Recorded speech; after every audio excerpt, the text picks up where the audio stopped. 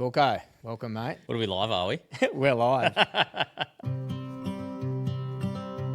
Mate, your parents ran stock and station and real estate agencies. Did you always want to get into the industry, or were you basically forced into it? I was forced away from it. I think I always wanted to be a stock agent, like my old man. Mum, having lived with a stock agent for so long, pushed me the best that she could away from it. So she tried to push me into a further education, which I did, and then half broke her heart when I got back into the industry. Unfortunately, in our game, we often joke it's the 3Ds: divorce, death, or dispute. In some instances is why rural properties are sold. Looking at agents, I always think, how do they find the energy long term to always be listing a property, showing people through it, and then 6 months, 12 months down the track, you've done all this work and you can't get a sale? What's the motivator behind you to keep that ticker? Okay, welcome, mate. What are we live, are we? We're live. Michael Corcoran, welcome here, mate. Appreciate you jumping on. Thanks, Sambo. Mate, Thanks for having us. to dive into the industry and talk all about, rural property. But before we start, mate, usually I ask someone where they've grown up, a little bit of their past history, but Yep. you've lately sent me an email with a bit of history on yourself. Thanks for that. Which you asked for. Which I did 2 weeks ago, but no, all good, mate. So what I'm gonna do is I'm gonna fire away a few questions at you, Righto. and just simply answer them for us. Okay. So anyone listening can get to know you. Sure, go. Righto, mate. So where were you born? Born and raised? and raised in Glen Innes in northern New South Wales, Yep. little country town in New England. Beautiful. So you were born in Glen Innes in '89. Yes. How tough do you reckon you purely are because of the weather? I was a lot tougher back then than what I am now. Yeah, nice. I reckon once you leave that cold country, you're never quite as tough as what you were. Yeah. Yeah, Exactly. I go back and see mates who are at home, and kick around in a singlet and it's 0 degrees, and I've got 10 coats on. Yeah, good. Where did your parents grow up? Mum's a Kiwi and your Yes. dad's a Queenslander, yeah? Yeah, yep. So yep. let's settle this right now. Yes. Are you an Aussie or a Kiwi? No, mate, Aussie first, half Kiwi second. Yeah. Good answer. Mate, your parents ran stock and station and real estate agencies. Yes. Did you always want to get into the industry, or were you basically forced into it? No, mate, I was forced away from it. I think I always wanted to be a stock agent, like my old man. Yeah. But Mum, having lived with a stock agent for so long, pushed me the best that she could away from it. Yeah.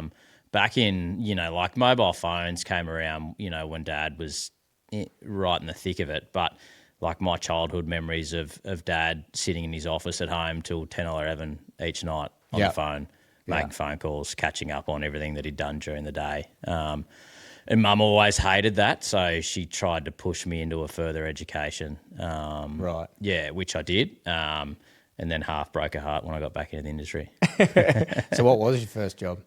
I suppose my first recollections are chasing Dad around the Glen Innes sale yards as a little kid, and going to people's farms, and I loved it. But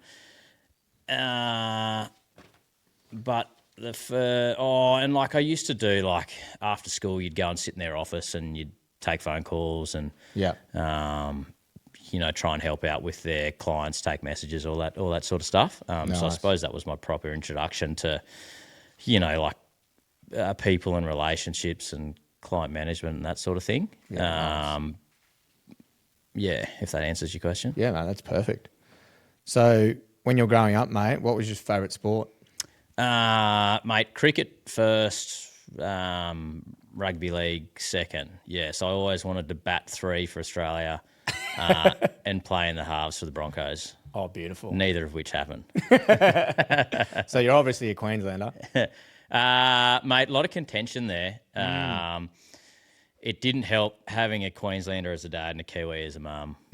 Yeah, And then grew up and born and bred in Glen Innes. correct. So Yeah. are you a Queenslander or New South Wales?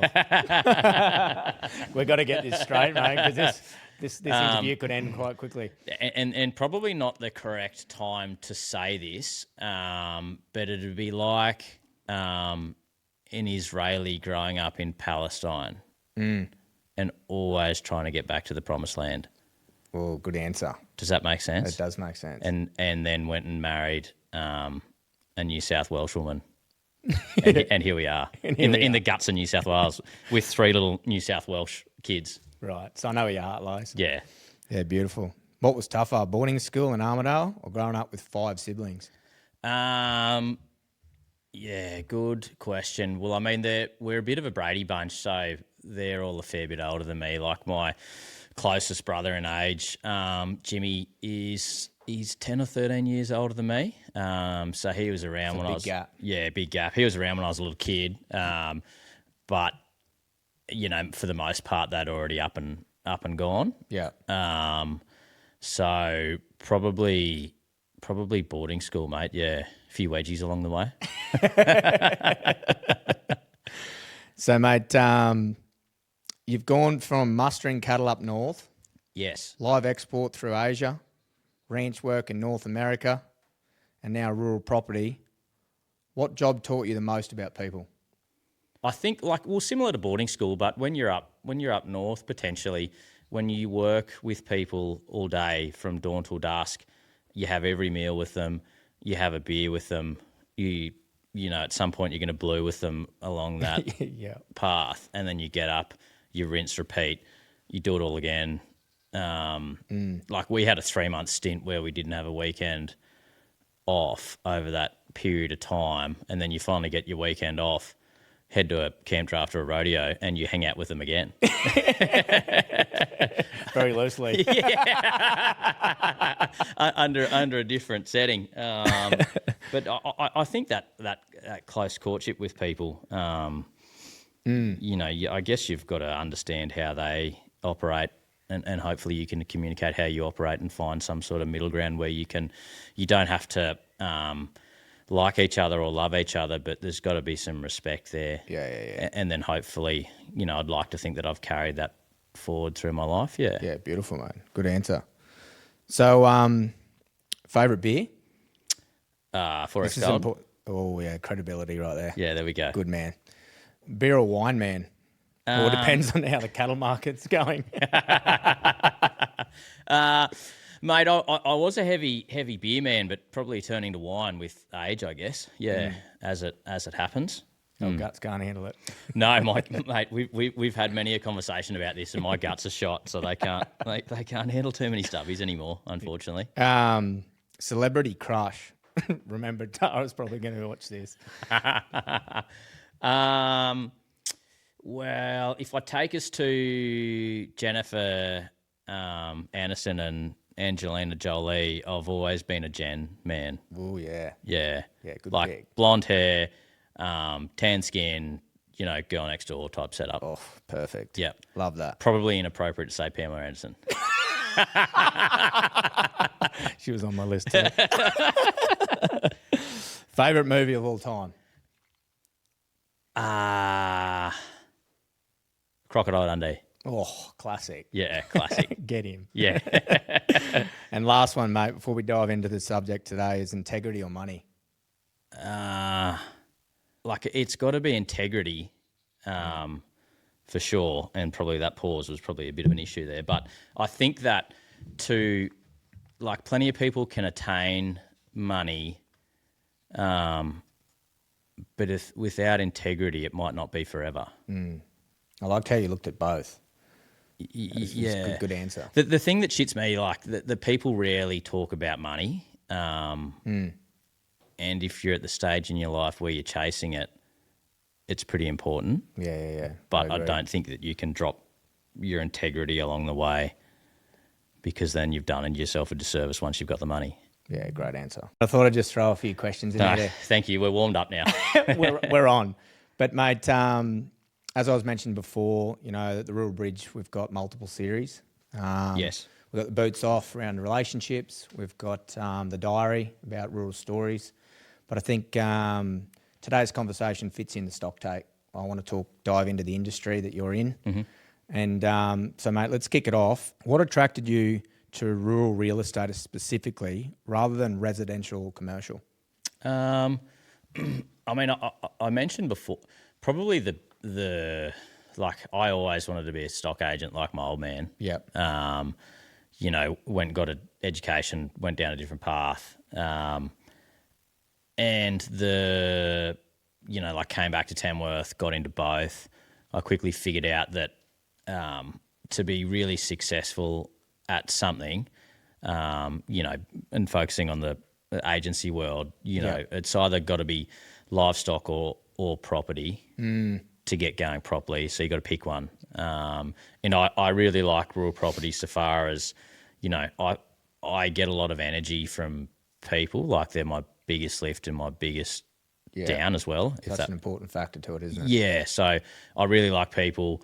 I really like the bush, and I find particularly commercial scale farms, the business element to that really interests me.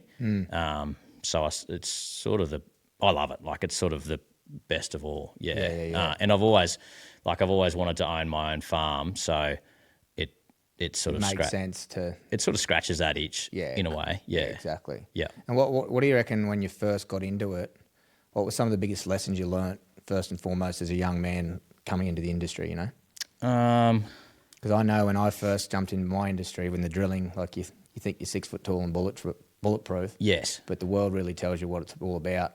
And so what were your biggest lessons? I think that you've really, I suppose I look at different mentors that I've had in it, and some agents are hard and fast, sort of fly by the seat of the way they operate. The way they operate, fly by the seat of their pants, and other agents really know their craft and understand the ins and outs of it extremely well. And I probably I feel more comfortable if I have a full understanding of something. So that was a quick learning that you don't have to have the answer to everything, but I really like to get into the detail of something so I feel in a comfortable space to then be able to, not be able to answer everything, but you've got a pretty good base level of what the asset is that you're selling. Correct. So then you feel comfortable in yourself, so then you can enjoy the people side of it as opposed to worrying if you miss details. Yeah, that makes sense. So I guess it's probably, the learning was, in back to your question, diving into the devil's in the detail.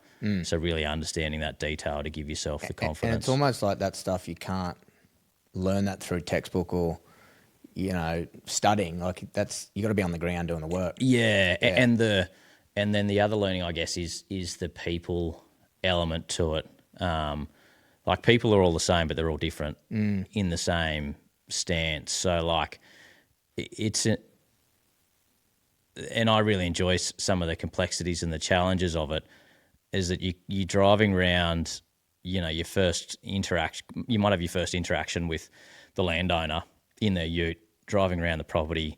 So you're trying to, present yourself the best you can, trying to understand them, trying to understand their farm, understand what their problem is, because you're really trying to provide solutions. Yeah. And that happens in a really quick time frame. So it's in quite a fast forward period of time. It's like speed dating. Yeah. I know what you're talking about, because in my industry, in the investment game, you talk a lot about money and opportunities and stuff, but it all comes down to psychology and the emotional side of it. And I think that's what you're touching on. It's like you're getting to know the person, what lights them up, what fills their cup, sort of getting to know them, how they react on things. And yes. So I think the human element's a huge part in your industry. Yeah. You're trying to download all this information in a really short period of time. Because then you go to the next farm, you got to download that person. It's a continuous. Yes. Remembering what each person's needs are would be very, very difficult. Which leads you to my next question. What have you learned about rural people over the years that you didn't expect? Not on the list. I suppose there's some pretty generic answers to that, but like you can never ever judge a book by its cover. So far as good answer, country people, I think in general, rural people can be quite frugal, but I think that's come from our history in the bush. Like we've gone through feast or famine. They enjoy the good times, but invariably they're dealing for the bad, prepping for the next tough period. Yeah. Like when we think about like we're probably changing over the generations, but I definitely think about our grandparents, being quite frugal, particular with, food, money, how they operate. I think that flows through, and I think part of the bush is still like that. So if someone isn't dressed to the nines, you can't judge him or her. No, exactly. Because they might have 20,000 acres behind them, or the bloke who's dressed like the king might be up to his eyeballs in debt and know nothing. Exactly. Yeah, so you've got to be very careful in that sense, I think. Which sort of, as I mentioned before, there is a big part of the emotional side and the challenges that families go through. Like, I always say about being an agent, I'd hate the weight of trying to sell someone's property that they've owned for 30 to 40 years. It's a legacy piece. It would be quite difficult. Talk to us a little bit about that. Yeah, and the challenges that you've got to sort of overcome. Yes, and in some ways somewhat different if you're dealing with a larger family scale business or a corporate or an institution. But if we're purely focusing on family farming, it may be their legacy, like it might be one generation's body of work, 2, 3, 4. So there's a lot of emotion tied up in that. And all the different stakeholders have all different emotions. And opinions and mindsets and intergenerational stuff like that. Yeah. Do you see a lot of that? Like the younger generation. Which is really tough. And unfortunately in our game, we often joke it's the 3Ds, divorce, death or dispute. In some instances is why rural properties are sold. Sold, yeah. Yeah, so like we've done a couple of divorce sales recently, and they're particularly challenging. Like you've sort of course you've got to be professional at all times, and you've got to play it all with a straight bat. But it is challenging watching someone's world get flipped upside down. No, it would be. And you're trying to guide them through that sales process, which can be really unsettling and unnerving. Unlike selling a pen of steers, which can happen in an instant, be that out of the paddock, auctions pass at the sale yards, this can take, you can be lucky and you can jag sale first day you're on the market. But it could take weeks, months, years, and there's a lot of anxiety tied into that. So when you look at those 3Ds, are you sort of forward planning going, right, this could be the outcome on this one? Do you navigate through that, or is it's just... It definitely evolves. Like you've got to formulate a plan together. You've got to be working as a team, with your vendors and your vendors working with you. Yeah. Work as a team, outlay a plan and try and execute that plan. Right. But I think the biggest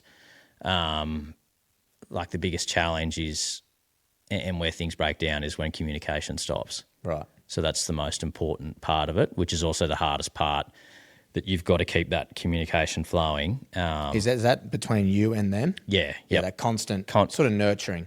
Yeah. While they're experiencing such an emotional turmoil, essentially. Yeah, that's right. So you've just got to keep the comms up, whether that message is good, bad, or indifferent. Yeah. Which can be really challenging. Yeah. And it's an emotional time for them, and so their emotions are pretty raw.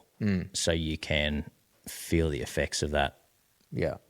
For the most part, for every bad person, there's 20 good people, but it's a challenging period of their life. Yeah, exactly.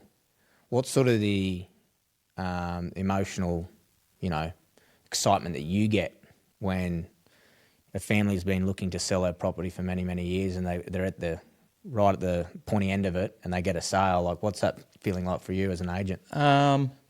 Depending on what you've gone through with them, there can be, like, if they're, depending on what they're going through, like if they're really revved up, there's a real buzz and a real excitement. But a lot of times there can be a sense of relief. And you can probably feel that and mirror definitely. that to a certain extent. You'd create long-term relationships too, wouldn't you? Because Yeah. for yourself, they'd always ring up and go, "Hey, how are you?" Or check. Do you ever check in with them after a year or two of the sale? And Absolutely. You definitely try to. And you connect, different personalities connect better than others. Yeah, correct. But, it's such a strange thing that you go from, in a lot of instances, you probably know the vendors in a prior life, but in a lot of times you don't. And then you go into bat together, and it's not like going to war, but it sort of is, so to speak. Like you're in the trenches, roll the sleeves up together. Yeah. And it's pretty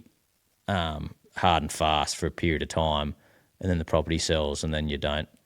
Like it's such a fast forward relationship, and then you're off. Yeah, that's true. Yeah. This is another question that was in there, but you're opening up a heap.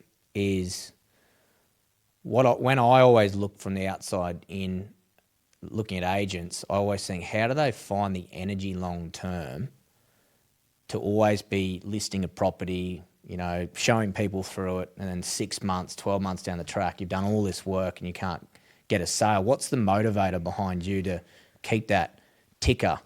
Because I've seen some old agents, and I get it, like the longer you're in the industry, the more you're tired of it, right? So what's the motivator for you, and how do you keep that spark going? We talk about it at work. You got to maintain the rage. Maintain the rage. I like that. With a smile. Yeah. But more, and like rage isn't like if you're an agent you'll get it, but it's probably not the correct term. But it's more so like maintaining the energy. Yeah. Because you've got to keep it. Got to keep it up. Got to keep it humming. Yeah. Got to keep it upbeat. Otherwise, someone fresh behind you is just going to take it. That's right. Yeah. Yep. And I think people are drawn to energy, and people that are drawn to having a crack and getting after it. So I think you've got to maintain that. It's a good question, because you generally don't sell, compared to livestock sales, where... It's not a number game. Well, and they're selling constantly, Constantly. if not every day, every week. Correct. We could go for months without selling a place. Deals fall over. So that has been, and probably still adjusting to that. It's a fast, chaotic wheel going at a really slow pace. Yeah, gotcha. If that makes sense. Yeah, so when I look at, stock agents compared to, what you do, is, yes, both have a lot of relationship-driven parts to it, but I think you guys selling someone's land, something that's more emotional to them, I think those relationship parts are very deep, and I think it's very important. My old boy always used to say, the bad people make you question it, the good people confirm why you do it. Oh, yeah, that's good. So it's the people that Correct. keep you going. Yeah. Yeah. People are everything. It's 100%. And we always talk about money, health, and relationships in our 3 pillars. And I think relationships, the more I look at those 3, health is very, very important. Like it's one of the most important faculties to it. But relationships would hold it all together. Mm-hmm. And it's not just in my industry, your industry, and every industry I look at. Like relationships are key. It's all the same. Yeah, it's all the same. So from the relationships, now let's look at the property itself. Yep. What makes a great rural property stand out in the market? It all stems back to, and it can be challenging because circumstances change for people and are constantly changing. Like if someone's going through a divorce, well, you just got to deal with what's in front of you and crack the whips and make decisions and get after it. But I think you don't have the time to put into the place, get it ready, and in some instances. But I think you've really got to have a sound plan. You can't just have. It's best not to have split decisions. Like you've got to seek advice from your trusted professionals or advisors. You've got to talk to your accountant, understand what the tax implications are, where you're up to in capital gains. Talk to your solicitor. Like you got to get your contract sorted. Make sure that from your previous purchase that there are no issues surrounding things hanging around on title. You want to make sure everything's squeaky clean. Yeah, 100%. Bring in experts from their industries to clean everything up and get a clear pathway for a sale. Yeah, because we've had examples where you review a sale contract and one of the titles, one of the lot and DPs mightn't be fenced into your place. It's in the neighbours. You know, and like And no one saw it. yeah, and like when they bought it, it was missed. Probably when the previous person bought it, it was missed. So like, you've got to deal with that. You've got to give yourself a really clear runway. And then it's really important to talk to, you know, get your agent on board early. You know, and you may have a relationship, or you may have someone that you go directly to, or there may be, you know, 3 agents that you have discussions with until you land on one. But do it early. Yeah. So you've got your core sales team, you know, solicitor, accountant, agent. There may be others. So you're organised. Everything's planned. You outline a timeline, all the suggested works from the agent that he or her thinks you need to do. Yeah. Have it done so it's squeaky clean. You know, it's like going on your first date. You know, generally you'll brush your teeth, comb your hair, shine your shoes, iron your shirt. Yeah. Same thing when you take your property to market. Yeah. You know, like your weeds are sprayed, you know, your front verge is all slashed, your entry looks smick, you know. It's almost like with a human, don't judge a book by a cover, but a property you can. 100%. You know what I mean? When you walk in, you know, if it's presentable and it looks like it's been looked after, the country's been looked after, cattle are looking well, yes. water, the infrastructure's right, it's going to be a better sell, right? 100%. And people, once doubt creeps into people's minds, that's when you start having issues in keeping that buyer engaged. So if you're driving along, you know, and fences probably looking a bit untidy, like they can have age on them, but make sure they're strained. You know, and if they aren't strained, they're like, you know, oh, gee, I wonder what the back corner looks like if the front verge isn't strained up. First water trough you go to. Where are the unhidden things we can't see? Yeah, 100%. Then it creates doubt. You know, the first water trough you go to, there's no water in it. Yeah. Or there's a leak. Yeah. You know, and like people can appreciate tough seasons, but those things are really, really important. If that stuff's hidden in plain sight, what's going on behind the books? What's going on? Yep. The foundations of the business, so on and so forth. 100%. And I think particularly like record keeping is so important. Like we sold I was fortunate enough to be a part of a sale at Walker, a property called Wirrabilla, with one of the founders of LAWD, Cole Medway. And in that sale, we were provided by the vendors 20 years worth of livestock records, which was phenomenal. So, you know, we could show to buyers the data that you have. Unbelievable. Like we've proved that this property can carry this amount of DSE over a 20-year period. Incredible. You know, and in the livestock world, like in the marketplace, you're generally working on $1,000 a DSE bear. So that justifies our asking price. Yeah, it justifies it and narrows it down to it's like this is the price because of the data. Correct. We're not just spitting numbers out of the ass, you know. So. Yeah, and that can be, and I know people probably don't think about that if you're on a family property that you've had for generations, or if you're buying a place and you're going to be there for the next 40 years. But it is invariably circumstances change, and it is really beneficial. Yeah, beautiful. Let's talk about the seasons. How much do seasons, droughts, and broader market conditions impact buyers' confidence? This would be a huge thing for you guys, mate. Massively, yeah. Like our market is based off sentiment, really. Yeah. Like when we follow, our cycle follows season and livestock and commodity markets. So, like from 2021, the rural property market, you know, generally speaking, has doubled, and that followed phenomenal seasons, you know, phenomenal livestock prices, and a great run. Yeah, great run, and the cheapest money in relative history. Yeah. So we saw this massive roar, you know, like the fear of missing out. The market went bananas, and that's all flipped on its head. Yeah. You know, like tough season, tough livestock commodity prices, interest rate hikes, and interest rate hikes. Yeah. So nothing's linear in our world. It follows the snake. But over time, rural property has proven that it continues to grow, although it's not linear. And you know, the forward thinking, you know, I believe we're in the next stage of our 10-year cycle, and we're at the bottom of that. And our market probably isn't going to see a lot of growth over the next couple of years, but it will continue to grow. Yeah, absolutely. And I think the smart money is in there looking for opportunities now, as opposed to waiting for when things get good. Invariably, when things get good, other people are thinking it's time to jump in, creates competition, away the market goes again. Yeah, so when you talk about that smart money, obviously there's buyers out there looking for the next opportunity, but what do you think the role is the big investors and the corporates are now playing in the agricultural world?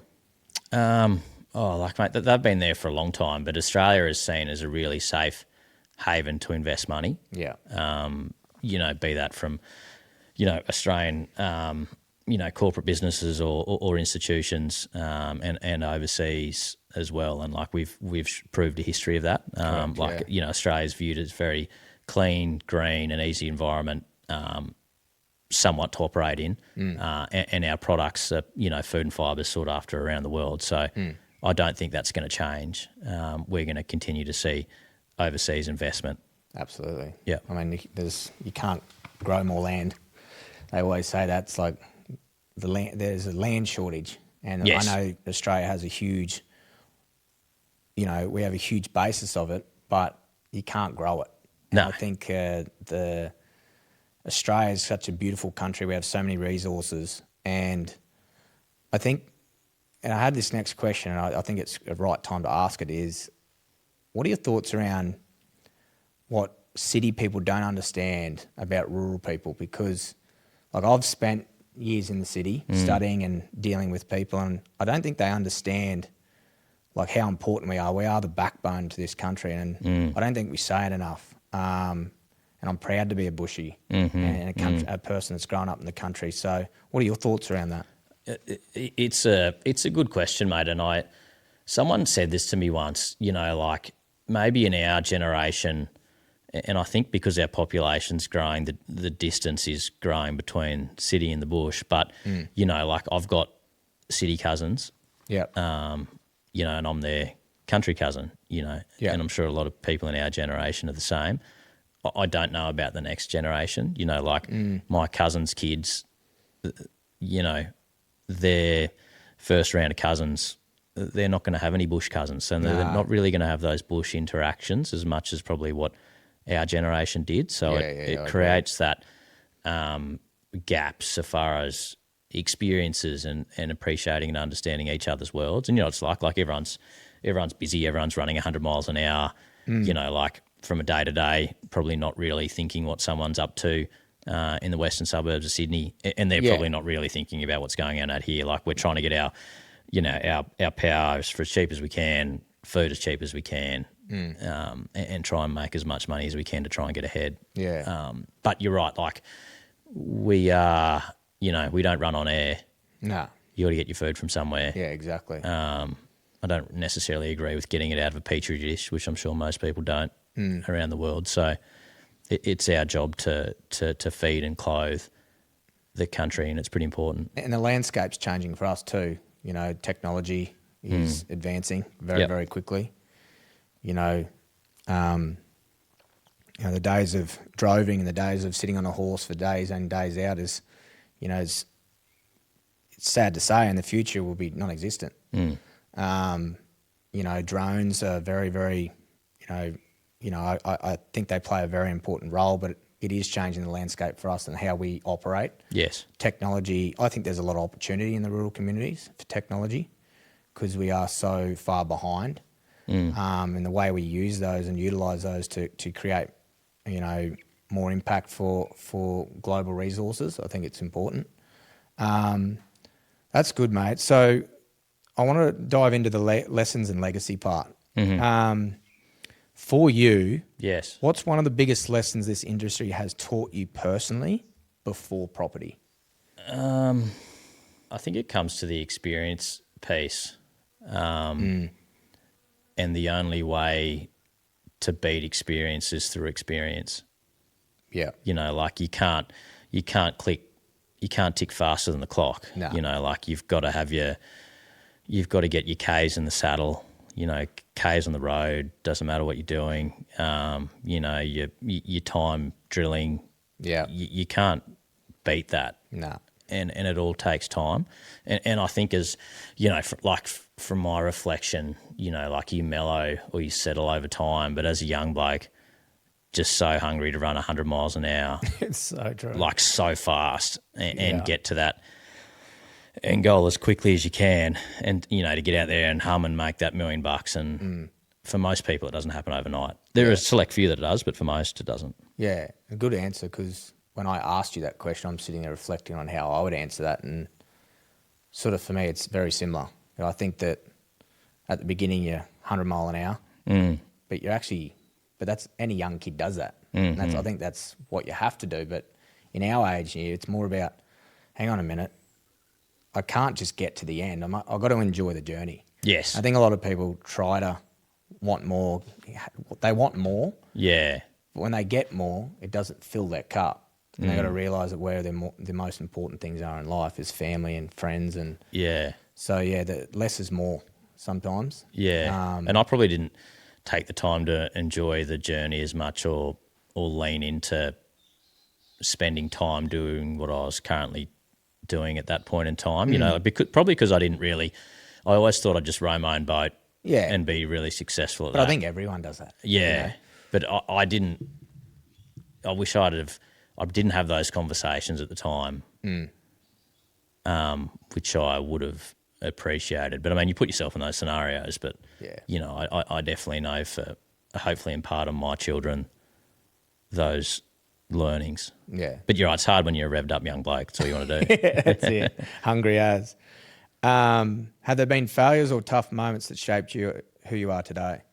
Absolutely. Like I suppose I've done a few different things, and each time you start something new, there is some humility in that, because you've got to start from the bottom and work your way up. Yeah. And it's taken me a while to find what I really enjoy and what I like doing. Yeah.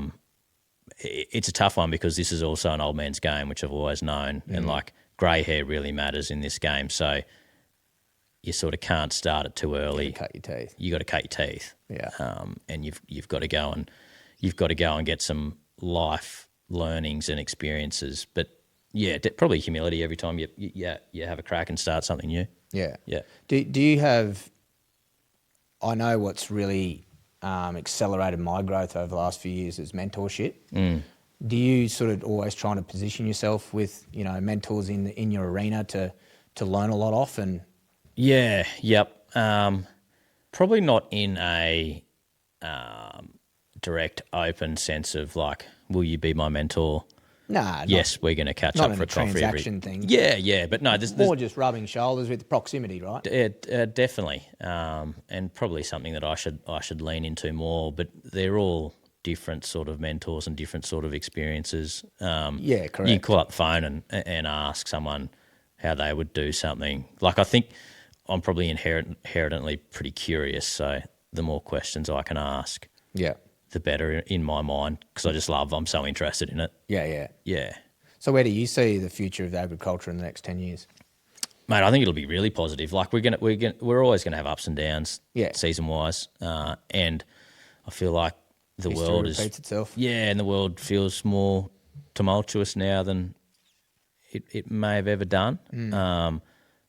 But I think that it's just a supply and demand, that if we're going to keep growing the world's population, they're going to keep needing feeding. Correct. We're a pretty good food bowl for the world, so I think that's going to be very positive. But on the rural community side of things, I think unless the government supports the bush via way of creating industry and opportunities, I think rural communities will struggle and get smaller and more isolated. Yeah, I agree with that. Which is a tough pill to swallow for someone who loves the bush. Yeah, exactly. No, perfect, mate. Well, mate, that sort of wraps it up. But that's time. Got a couple of questions, though, before we finish. Yeah.